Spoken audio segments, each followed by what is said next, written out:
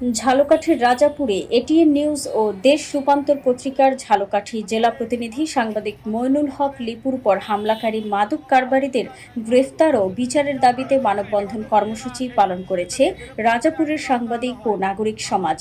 আজ শনিবার সকালে রাজাপুর প্রেস ক্লাব চত্বরে ঘণ্টাব্যাপী এ মানববন্ধন কর্মসূচি পালিত হয়।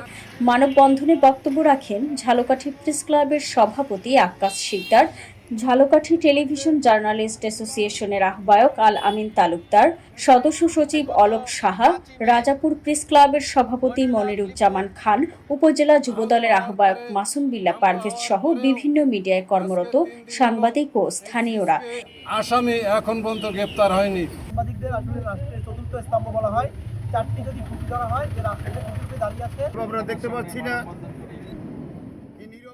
এ সময় বক্তারা সাংবাদিকের উপর হামলাকারী মাদক সেবীদের দ্রুত সময়ের মধ্যে গ্রেফতার ও বিচারের আওতায় আনার দাবি জানান। সাংবাদিক মইনুল হক লিপুর উপর নৃশংসভাবে হামলা করা হয়েছে। তাকে